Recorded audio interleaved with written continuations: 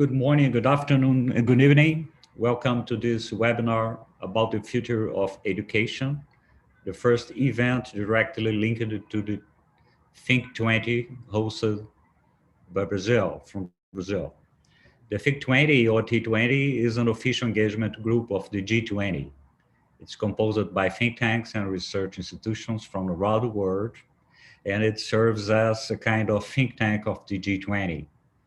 The main objective of the T20 is to provide evidence-based policy recommendations to the leaders of the G20.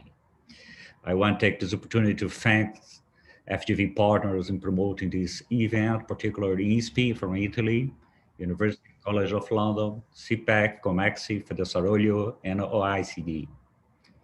Well, before we start, I'd like to mention two disclaimer notes. First, all statements expressed by FGV employees and guests exclusively represent their own opinions and not necessarily FGV's institutional position. And second, this is the second disclaimer, all speakers have agreed to participate in this event of their own free will, and they all consented to be recorded in this broadcast, which will be posted later on FGV officials channels. Well, we have a list of specialists lined up, so without further delay, I'd like to introduce our opening speaker, the president of FGV, Professor Carlos Ivan Simons Leal. He will set the tone for further debates about the future of education. Professor Carlos Ivan, it's an honor having you here. Thank you for joining us today. The floor is yours.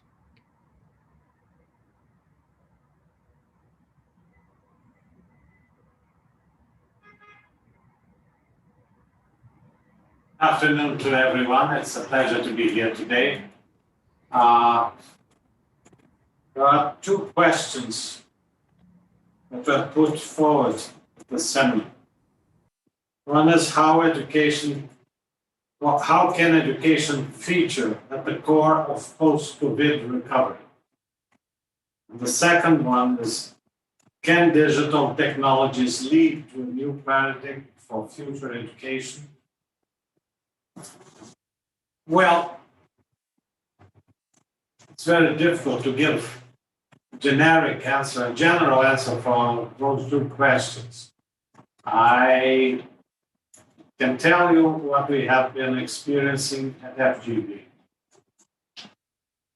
Last March, on the 13th of March, we had to suspend every presential lecture at FGV. This includes 6,500 stricter census students at our CIGs, both in Rio, São Paulo, and also in Brazil, and around 45,000 others spread around the country.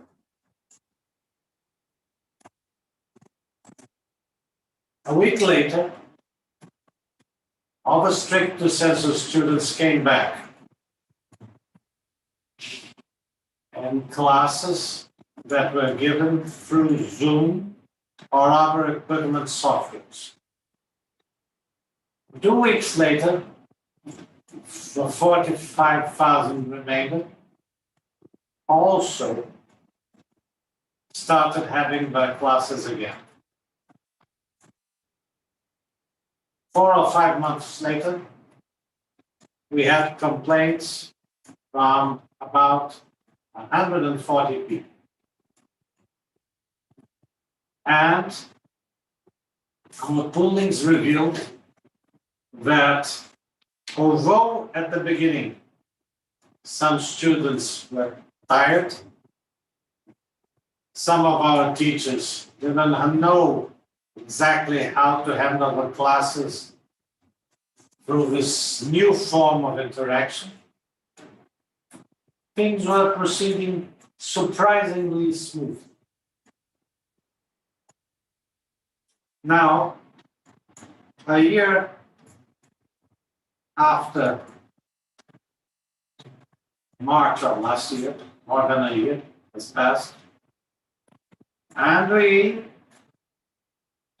not for our amazement, but we find it a natural consequence, we discover that many students actually have grown accustomed to what we call the live courses, and that they actually prefer to have live courses instead of having presential ones.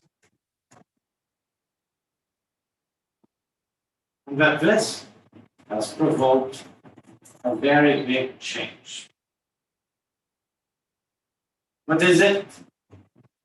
Did we come to a final model? I'm quite sure that we didn't. I'm quite sure that we are still just at the beginning of an evolution. And it's not only related to softwares that we are using, but also to the processes that we use to organize the services and the education we provide. And amongst these processes, in the case of education, I must emphasize that some very old stuff has come back as being very, very important. Mainly, the power of narrative. If you have to depend on a software like Skype, Teams, Zoom, WebEx, name it, Google Meet, then the way you teach, the way you express yourself, the way you tell the student what you want him to learn is very important. Not only that, the way you organize the students to interact amongst themselves. So, what do I see to answer? First question, and I repeat the first question.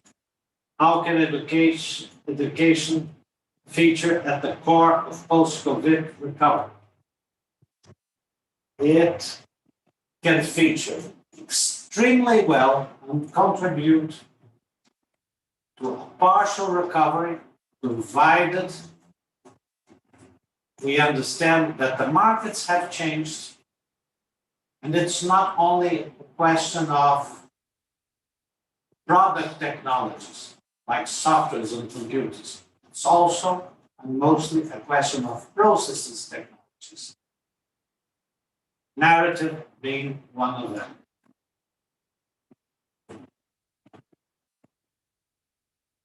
This phenomenon of digitalization also splits education in two parts. Pedagogues usually don't like what I say. The first one is training. The second one is teaching people how to think. Many people think that education using these softwares, it's mostly for training, not for teaching people how to think.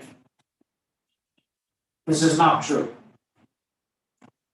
The important thing is, how do you teach students, how do you provoke students to commit themselves to research using these new methods, these new tools.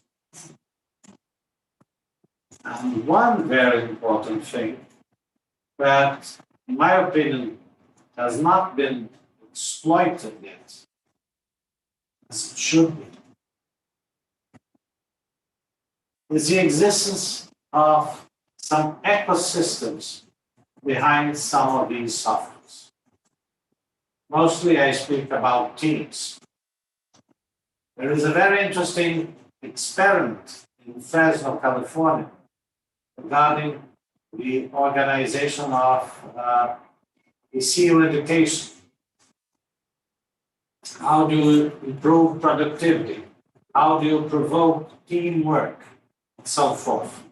I will not extend myself too much on that. In order to answer the second question, can digital technologies lead to a new paradigm for future education? The answer is most certainly yes. But again, it's not clear yet what this new paradigm for future education will be. I presume that you will have not one new paradigm, but several possible ones. And that you will have to build. And one thing that I mentioned, which is teamwork, will become more important. How do you do things together? How do you think together? Not in the same way, I'm not speaking about that. I'm just saying, how do you integrate the thinking of several different students? How do you make them focus on applied problems and so forth? The result of this digitalization now, in the short term, is to provoke unemployment. Using a military language, the C3I2, command, control, communication, information, and intelligence activities of any firm, any human activity, they have been compressed upwards. So you need less bureaucracy. You don't need the people that are middle class, middle low class, and that are less educated, less trained, that don't have an aggregation of value in the education that will guarantee them the jobs of the future. In the short run, it is bound for structural unemployment to grow. Maybe we won't perceive that because we'll just look at the numbers of employment and not see that wages are deteriorating and so forth. But in the long run, even in the medium run, if we teach people how to interact more, to aggregate more value, using these new tools, the tools themselves are part of their teaching, then maybe we will, in the medium to long run, revert this effect.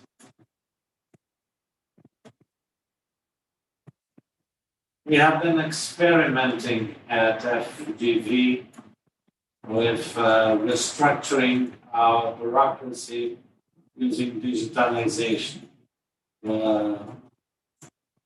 This movement forward that started last year. And the effect is very impressive, very impressive. I believe that new paradigm for education in the future is aggregation of value, but then through processes, technologies in the next 10 years. So many countries want to focus on technology to invent a new product. I call those product technologies. But in fact, you have to become more efficient. That is process technologies. So that's what I have to say. There is a question, there is a third question here, which role G20 in ensuring universal access to training and schooling, in particular for vulnerable social groups. I think that basically that is a very difficult question to answer because each G20 country has a different situation. A country that has tremendous resources in terms of natural resources can may cover its shortcomings using these resources. Others will have to face very deep fiscal policy conundrums because especially in democratic countries, if you want to remain a democracy, you have to understand that the middle class cannot fall too low. So these are my remarks for today. I thank you for the patience of listening to them. Thank you very much. Thank you, Professor Carlos Ivan. Thank you for sharing with us your thoughts about all those complex issues about future of education. It's also a privilege to have you on board. Well, now I'd like to invite Claudia Costin. Claudia is the director of the Center for Excellence and Innovation in Education Policies at FGV, and she's going to start the debates. Claudia, please, over to you. Thank you very much, Marlos. And it's my pleasure to introduce the theme of this panel, the future of education after COVID, leaving no one behind. I'll speak very briefly about it. And let me just introduce also on a quick note our panelists. We will have here with us Tito Boeri, a full professor of economics from Bocconi University, lead co-chair of Think20 Italy, TF6, the Task Force 6 on Social Cohesion and the Future of Welfare Systems. My very good friend Alejandra Cardini, Director of Education Program from CPEC in Argentina, Paul Granger, Honorary Senior Research Associate from UCL Institute of Education, UK, and co-chair of T20 Task Force 4 on Digital Transformation, Susanna Mantovani, Professor of General and Social Pedagogy from the University of Milan Bicocca, and member of the steering board Fondazione Cariplo Italy, and also my good friend Andrea Schleicher, Director of Education and Skills from the OECD. So I will very quickly introduce the theme and talking first about the SDG 4, or what has been established in Washington, D.C., in New York in September 2015 as the social development goal aimed at 2030. So it should be accomplished in 9 years. We have established that we would, and that was in times before COVID, ensure inclusive and quality education for all and promote lifelong learning, which gains a new and reinvented meaning when we look at the challenges ahead, because we are talking not only about what the importance of quality education, of education, access to education for all, but what kind of education we should offer to people, and it's for all. So we are talking at the same time about high expectations for learning expectations, which means it should have quality, and quality needs to be translated into learning, which will be very challenging during the COVID isolation and school closures. But also, we are talking that this education should connect to lifelong learning. And if we think about the future of work, of what has been more recently called the Revolution 4.0, or the fourth industrial revolution, we are considering a time, and Carlos Ivan mentioned it quickly, not only of digitalization, but where artificial intelligence is substituting work or jobs, even jobs that demand intellectual skills, for machines. Osborne and Frey have mentioned that 2 billion job posts will be extinguished by 2030. It's not that other options won't be brought along.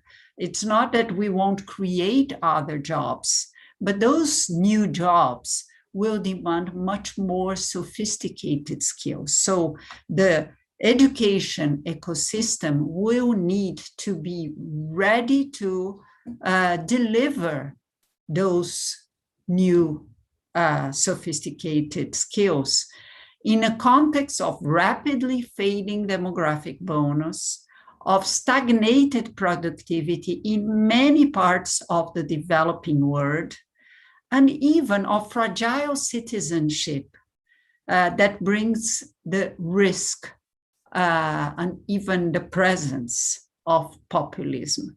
In this context, be it for basic education or even for tertiary education, we will have to, in a sense, reinvent education, putting much more focus in collaborative problem solving with creativity, thinking about personalization, adaptive platforms that would identify learning losses and be able to support teachers in addressing those needs of every learner. And here I already connect with the pandemic. We have to remember that in Brazil, the country that is seeding this panel, the schools were closed for more than one school year. Basic education was closed for more than one school year.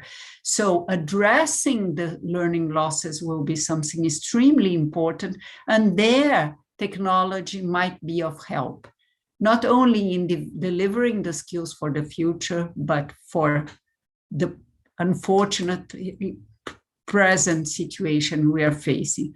It will be extremely important to teach, to think, not to know by heart the worldview of professors or teachers and give it back in a test, on an assessment, but to become independent thinkers. And this should be taught since preschool.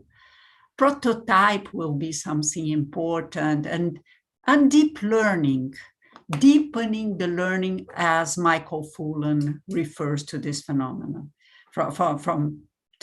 so as to change education settings, promoting deeper learning.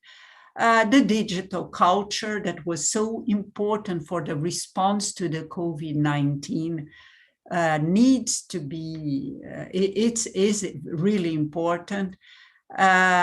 Teaching more sophisticated literacy, and now I have a dialogue with PISA that emphasized more sophisticated literacy in the last exam in 2018, 21st century skills, and certainly student agency. You don't have entrepreneurs if you don't teach kids that they are entrepreneurs of their own lives.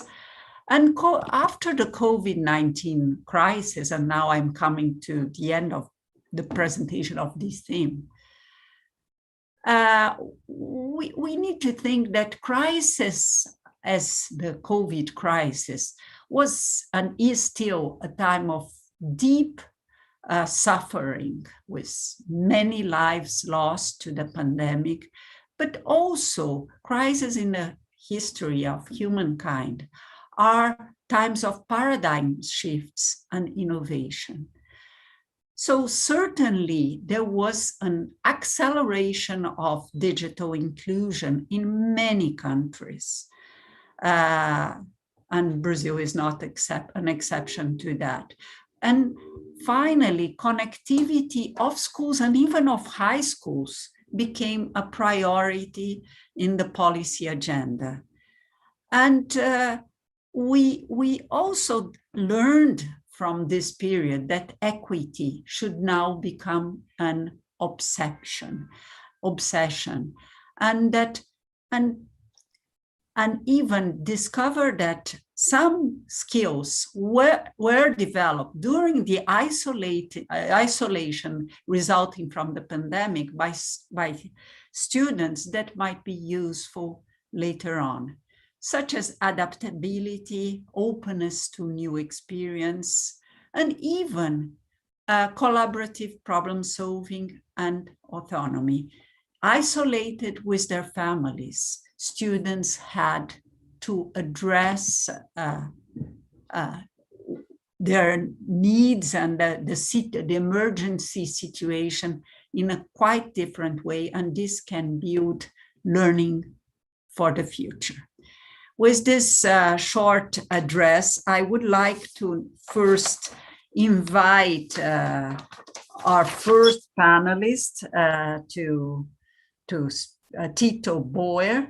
And I have a question for him. He will have 4 minutes to respond.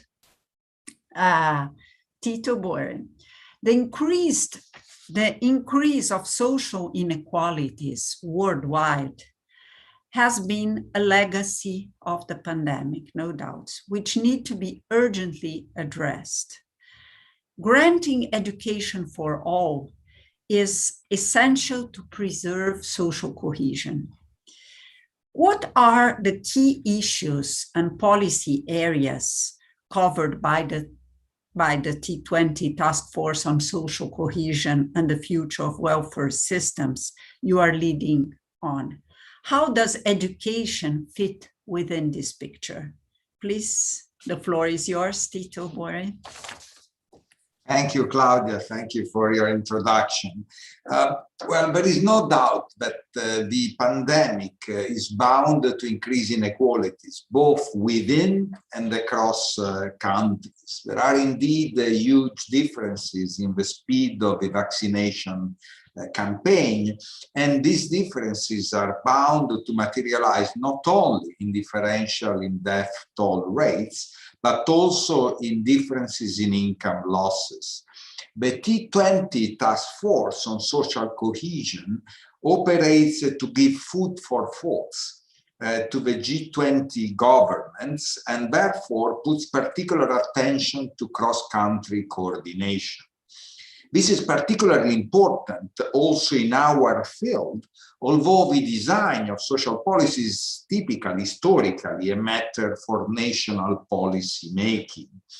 The issue is that equality of opportunities can be better pursued if we improve the taxation of extreme wealth and giant corporations, which must necessarily be coordinated worldwide to prevent tax avoidance. The proceeds of this taxation can be used to fund health and education, the two ingredients of human capital. Education is the main social elevator, and school closure during the pandemic prevented this elevator to operate for most of 2020, and unfortunately also a significant portion of 2021. Roughly 500 million children had no or limited access to remote learning in the first phase, overwhelmingly from marginalized groups. Where remote digital learning was accessed, there are early indications of limited success, particularly for those in disadvantaged circumstances, such as disabled students and students in poor families. Furthermore, child well-being and protection have been under address, which may exacerbate harms. Inequalities will compound on those in existing emergency and conflict contexts, and those facing hardcore exclusion due to the intersecting factors of gender, race, language, and disability. Governments should therefore identify marginalized groups and develop policy to support by providing accessible distance education, developing school reintegration programs, adapt regular curricula, enhancing remedial education, introducing accelerated learning catch-up, strengthening teacher capacity and education personnel. According to our recommendation, G20 governments should also promote learning from best practices in pedagogies, focusing on the most vulnerable groups, regular assessment and feedback, different kind of tutoring, low-tech innovation, and other learning acceleration programs, such as teaching at the right level, among others. Specific attention has also to be dedicated to the consequences of online teaching, as we might discuss also later on today. Resilient early childhood programs require systemic approaches and enabling environments.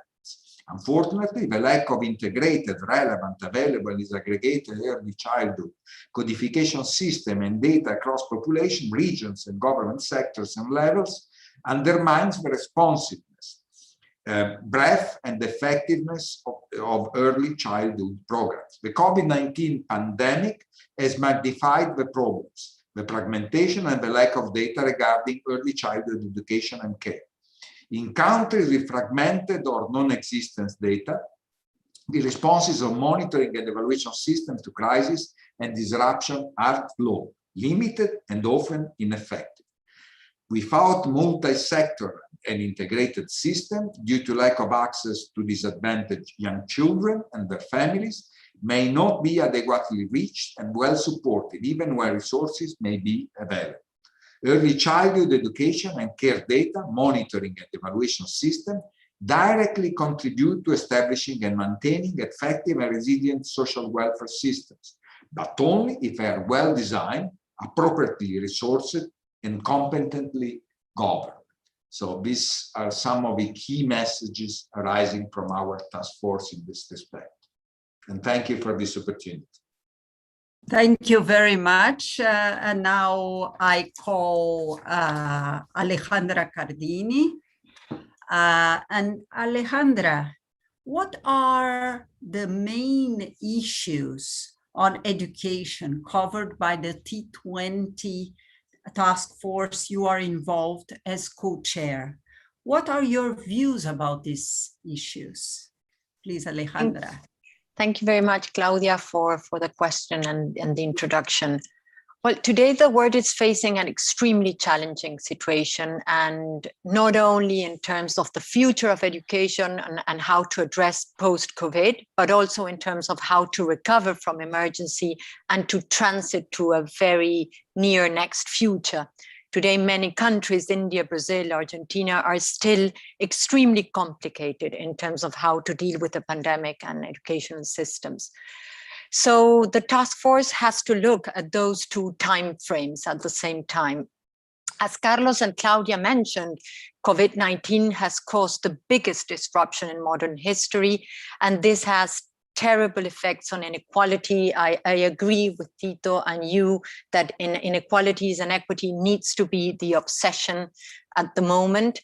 And this closures affected very different countries, regions, and students. In Latin America, for example, we had more than 150 days of full closure last year. And in Western Europe, it was only 50. So that's an example of how this is affecting very differently different regions. So this disruption that is still ongoing in many countries, as I said, is leading to a global education emergency that has no precedents, and it has terrible immediate and long-term effects on welfare, learning, earning, and life opportunities. So to respond to this situation, the G20 is focusing on 4 issues that we think might contribute to the G20 agenda, and I want to share with you today. The first issue is looking at the need for education systems that focus, as I said, on recovery and addressing exclusion and rebuilding equity at the same time. So we know inequalities will compound on those in emergency and conflict zones, as well as those facing hardcore exclusion due to factors as gender, race, language, disability. So in that policy brief, we argue that G20 countries must institute and support mechanisms and policies in areas of financing, provision, regulation that proactively allocate education resources towards those disadvantaged groups. Again, inequalities is an obsession. As Tito mentioned, another issue regards to early childhood. And there, the focus that he says is in this urgent need for comprehensive information systems. The third issue looks at learning loss. And there, evidence indicates that learning losses are disproportionately affecting children from lower socioeconomic backgrounds, marginalized groups, and less educated homes. So we also know these losses come from, and you mentioned this, Claudia, early this morning, we also know that these losses come on top of a severe pre-existing learning crisis. So this specific policy brief suggests educational strategies to recover and accelerate the learning, so that G20 countries can focus on those strategies, their efforts. Some examples of these recommendations are cost and time effective pedagogical practices, curriculum adaptations, teacher training programs, and comprehensive access to technology. And finally, the fourth issue that is very, very present, and it has been present in the last 4 years in the G20 agenda, is digital education. And we know that this came to a completely different level with the pandemic and the digital divide, but I'm not going to address this because I know other colleagues today are gonna be addressing this. So those are the 4 main topics that we are addressing this year. Thank you, Alejandra. Certainly, we will have more on digital with other colleagues. Now I'm asking Paul Granger about this, specifically digitalization, as Alejandra quickly mentioned. So digitalization, Paul, has provided a crucial contribution to ensure continuity of education during the pandemics. What are the opportunities provided by new technology at this respect? And what are the challenges in front of us in order to ensure that everyone benefits from digitalization? Paul Granger, the floor is yours. Thank you, Claudia. Well, we've known for some time that the opportunities from digitalization are enormous, and this present disruption has simply underlined that. You've mentioned school closures, and during the period of school closure, we've been able to have remote participation. People have been able to continue their learning. As teachers have got better, the learning has become vivid. As the technology's got better, it's become more personalized. And we can actually improve on the school experience. You can go somewhere where it's physically not possible to go, like an 18th century battle or the inside of a nuclear power station. You can have access to luminaries. You can't have pop stars visiting every school, but they can act as a motivator across a medium. So the opportunities are great, but what the pandemic has also thrown up are the very severe limitations. And that's both in terms of resources and in terms of mode. Just looking at resources, very simple things like space. It's thrown up the question of whose house is it? You have two parents working remotely, you've got 3 or 4 children working remotely. The house doesn't run to that many rooms. It doesn't run to that many computers. People do not have the space to access the technology. They don't have the necessary equipment. You see harrowing pictures of 4 children clustered around a mobile phone with a broken screen. Wi-Fi is not universal, nor are the skills. My skills are very limited. My phone knows where I am when I don't. There are areas of logistics which it's important the G20 focuses on and makes the case for universal access to Wi-Fi and so forth. We know what the agenda is. Finding the resources is a different matter. But there are more subtle limitations which we're bouncing off the edges of now. Too much teaching is still asynchronistic. A worksheet is pinned up on the screen. Children are supposed to be motivated to do that, to answer that in their own time. Well, such motivation is a pious wish, I think. And it is getting better and there are more synchronistic programs now, but the opportunities for interaction are limited.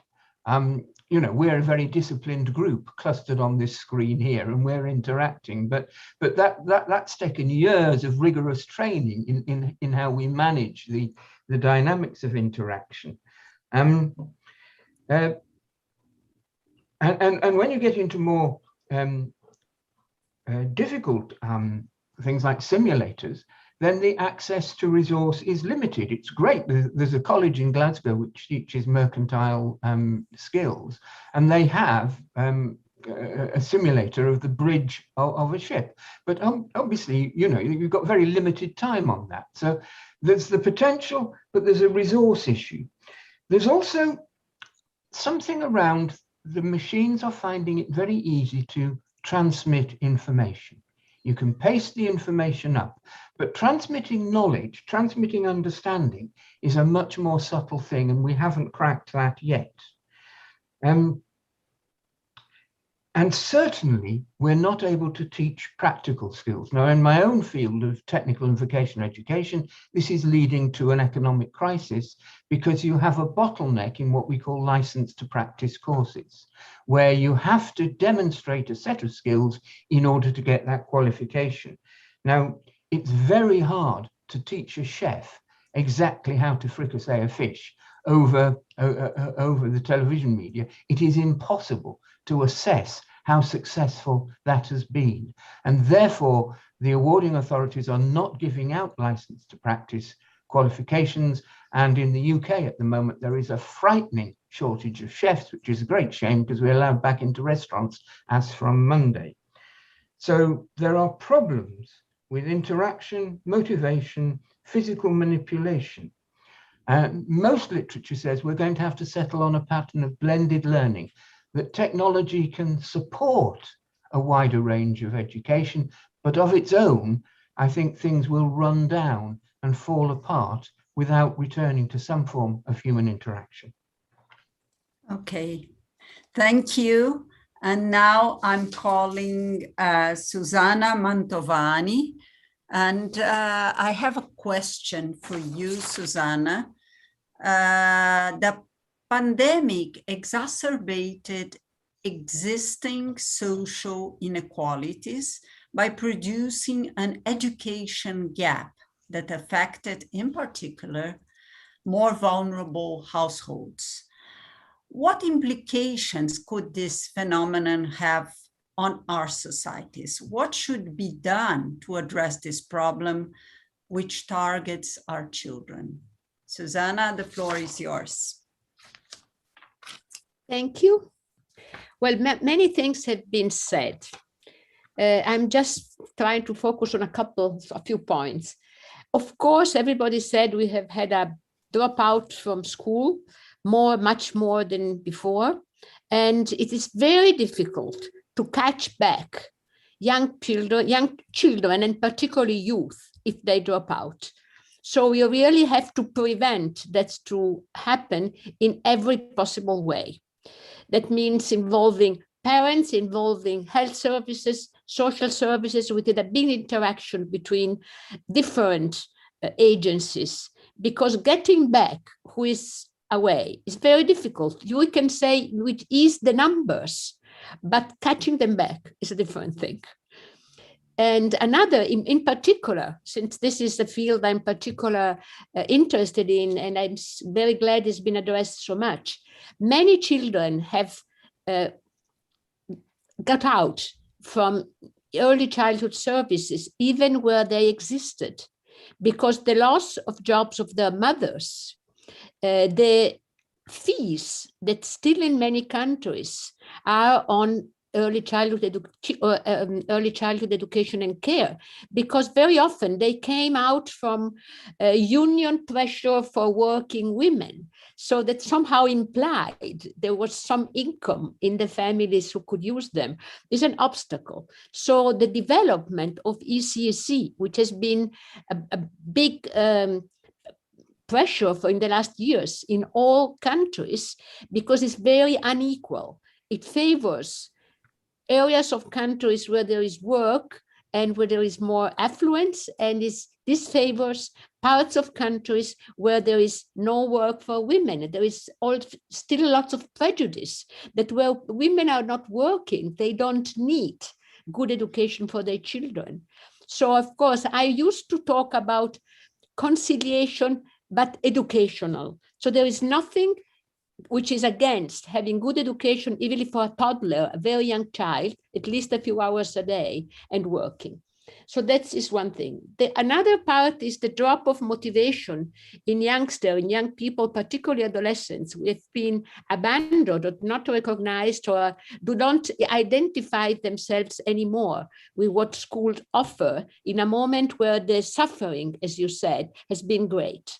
And the uncertainty and the loss, the general losses. And this is another big question. How do we get an educational system through all ways, at remote or in presence, or possibly blended, where the young people and all children feel they are wanted, they are recognized, they are motivated and involved, as you were saying, in rebuilding a network in how together.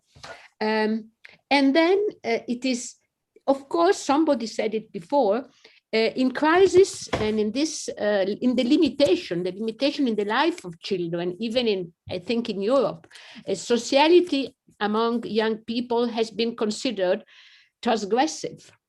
So children are more lonely, but also feeling guilty about what their impulse in staying together is. So there is a lot to mend, and we need education, we need settings in schools, but also contacts at distance who mend this feeling and make a motivation come back. And I think that just doing it together with parents and with children is a very, very important thing to do. It is not easy, but we might talk again about digitalization before. Digitalization is most important, even with the very young, but maybe we talk about this later. Okay, thank you. Now, thank you, Susanna. Now I have a question for Andreas Schleicher. Andreas, the pandemic has had a profound impact on our education systems. What are the main challenges for OECD countries in terms of quality and equity in this sector? What does your PISA assessment tell us about it? Thank you, Claudia. Obviously, the pandemic has dramatically amplified the many inadequacies and also inequalities in our school systems. Now, for students who had learned how to learn, who had access to great digital resources, a supportive ecosystem at home, parents who could help them, for them, this pandemic has maybe been liberating and exciting. They could learn in so many different new ways. But for the majority of students who who used to be spoon-fed by their teachers, who had never developed that motivation, resilience, capacity to sort of access new information, who did not have the right technology, and most importantly, not the social support, they were left very badly behind. I think that's the reality. That's what we can see in our data. But Claudia, you said at the beginning something that I think is very, very important. Real change, almost always happens in deep crisis. Basically, the future is not about building back better. It's about building forward differently. And I really think, we will not succeed if we just run behind the system that we had. We will not catch up. The students who were left behind will not make the grade. And actually, there's one thing in which you could see that really interesting with the PISA data. When you look at school closures, they vary enormously. Some countries had just a month or maybe 6 weeks their schools closed, and other countries have lost a whole year.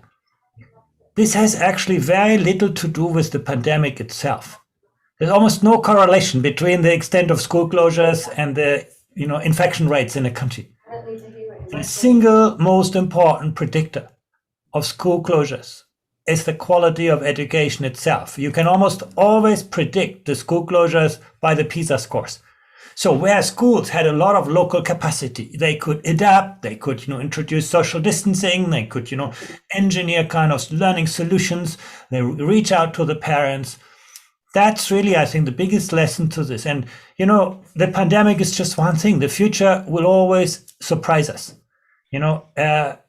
It's always going to challenge us. And I think the capacity of school systems, we spend too much time in education to push, new ideas and sometimes old ideas into the school system. And we spend too little time to look for the good ideas, to, scale them and to spread them, to connect educators. Where this was the case, educators have done amazing work. I think we have seen never as much technological and social innovation in education as over the last.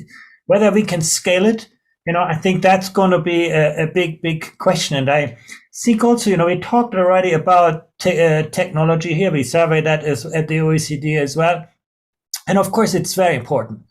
But much of the technology that we have seen in the pandemic has been deployed to conserve existing practice, not to transform it.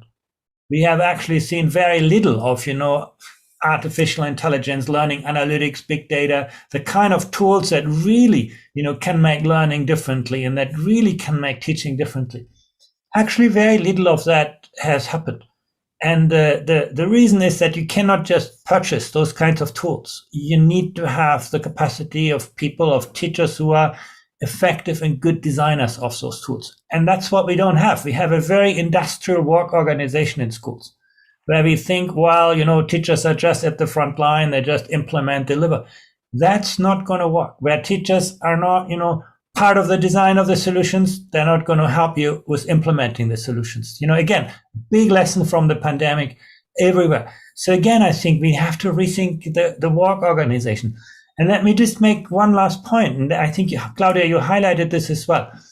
The question that really is most important is not the how question, the pedagogy, the technology, the learning environments.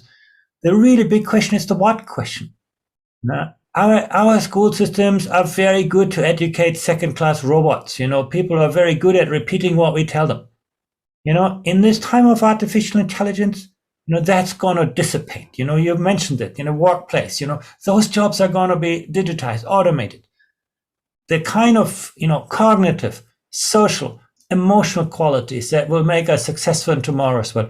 That's the hard question for education to work on now. And I see very little attention to this. I think all our focus is, on reconstructing, on building and pedagogy, technology. We need to actually put a lot more energy into what is it that will prepare young people for their future and not just for our past. And the cognitive side is important. The social and emotional side, I think, is at least as important. The teachers that students will remember from this pandemic are probably not the ones, who taught them most stuff. They are the ones, who were present in this crisis, who connected with them every day, who understood who they are, who understood who they want to become. And I think, again, we should not forget this, that learning is not a transactional process. It's a relational, a social phenomenon. And I think where education systems can support it, you're going to see change. Where education systems are not supporting it, if it's not the pandemic, the next disruption will put us into the same corner. Definitely. Wow. Now I'll turn back to Tito. Tito, I'm asking you a second question. As a consequence of the pandemic, many countries implemented school shutdowns and switched to online teaching. What consequences does this phenomenon have for the future of education, also in view of students' access to the labor market? The floor is yours. Thank you, Claudia. First of all, let me react to what Andrea just said about the relationship between school closure and the quality of education. I think it is there. Also, we see that within countries, and I think it has to do very much to the political process, whether importance is given to the school system or not. This is really, so in many regions in Italy, we saw that the decision was made to close schools before closing any other type of activity, and this was simply because their families, public opinion, people having political responsibilities were not so much convinced of the importance of education system. So I think that's the link in this type of relationship. But let me go to the question you asked. No doubt these gaps in education may have long-lasting consequences on income and health condition of the student, and also, as also Susanna Mantovani was mentioning before, may have long-lasting effects on their families, on their parents, in particular women. We had this association, students without schools and women, mothers without jobs in many respects. So the school closure is a threat to income, and also with widen inequality across cohorts and within cohorts.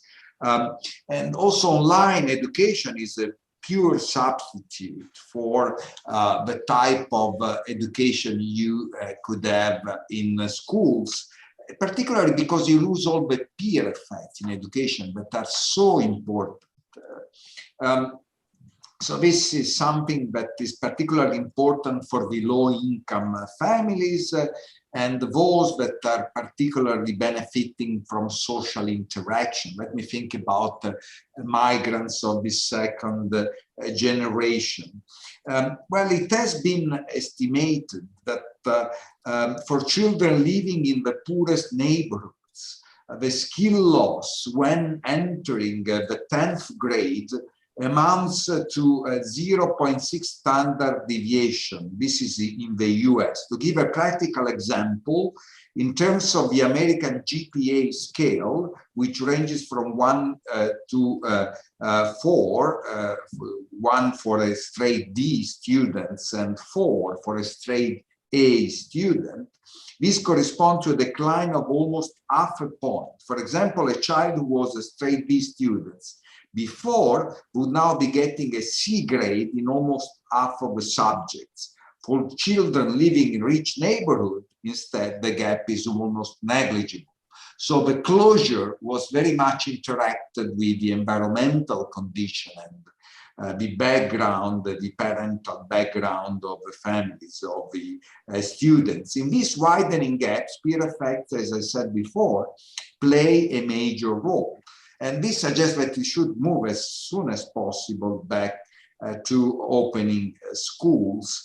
And that, again, brings me to the consideration that is given to the importance of schooling in the different countries. Now that reopening is an option in many instances, also some thought has to be given to whether we should have a broad opening, or we should first of all start having selective and reopening for remedial education for those that were particularly hit by the school closure, and particularly in the summer break in our hemisphere. of 2021 can be particularly useful for this remedial education. I fully agree with previous speakers, but it is not only a matter of quantity of education, but above all of quality education. There is a scope for strengthening cost and time-effective pedagogical strategies, leveraging comprehensive access technologies, providing alternative when necessary. Also, hierarchization of curricular content, adaptation of teacher training programs, giving special attention to groups of greater vulnerability, leveraging the private sector, generating intersector articulation, and strengthening joint work with families and communities, and international cooperation. So this is particular importance, and this can be supported by adequate and regular diagnosis and monitoring. Thank you very much, Tito. We are running out of time. So instead of posing a question to each one of the others, I will ask you for some final words. How would you summarize the issue of young people being left behind due to the pandemic, and what message you think that we should take to the G20? Alejandra, can you in 1.5 minutes summarize that? Yes, I was thinking perhaps of closing my remarks on the role that the T20 can have today regarding the G20 and all these topics that we mentioned. And I think the G20 today has two challenges. On the one hand, respond domestically for the emergency and the future of education post-COVID. But on the other hand, we know their responses will have regional and global impacts, given their influence as G20 members and also as donors. So there, I think that the Italian presidency has a very unique opportunity of advocating for global collaboration in this idea of beating the SDGs in this new context and being able to realize these 3 Ps that are the lema of the presidency, that people, planet, and prosperity. Thank you very much, Alejandra. Paul Grainger, please, your final remarks. The question you were going to ask me talks a little bit about employers. And one of the things that technology has done is expanded enormously the range of employment that's available. People are specialists on this statistical package or that particular form of media operation.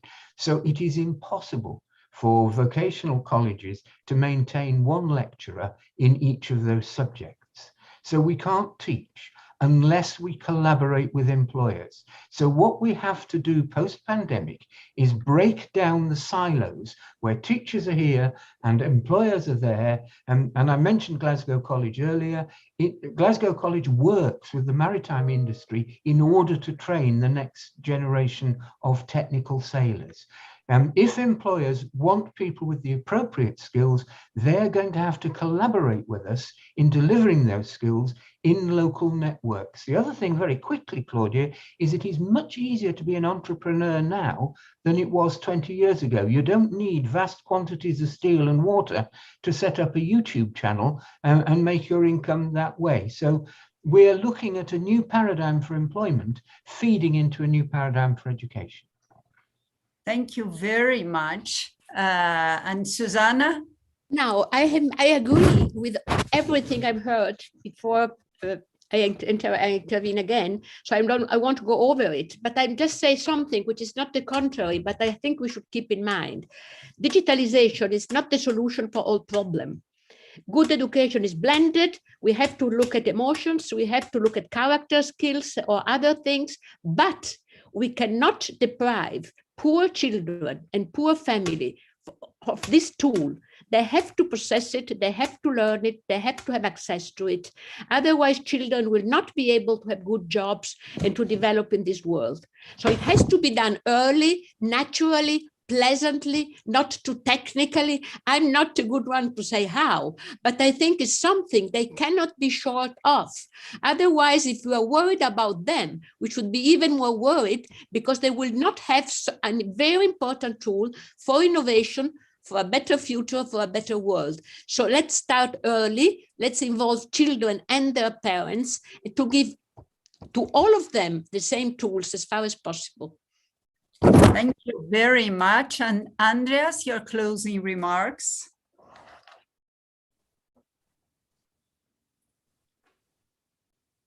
Andreas? We've lost him. We lost him. So I will make my final remarks, just emphasizing three things that I heard during this panel, which is one I brought in, but many of you had previously, even in the meeting we had before this morning, mentioned, which is obsession with equity. We should, in this life after COVID, we should bring that perspective with us in building a much more fairer society, more social cohesion, as Tito has mentioned. Also, that we should think of connectivity in two senses.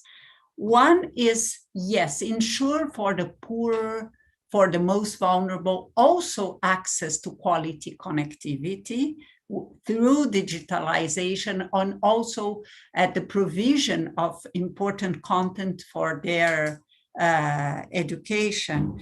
And lastly, connectivity to us as human beings, the human connection, the human quote unquote connectivity that will still be very important. Is not that the digital world will substitute the human word.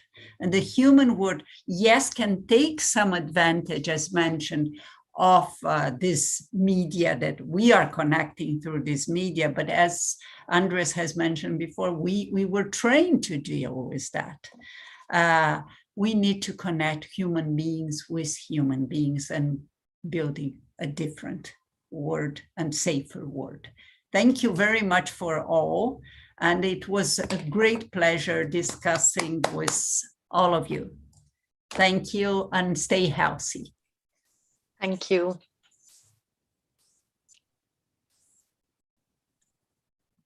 Thank you.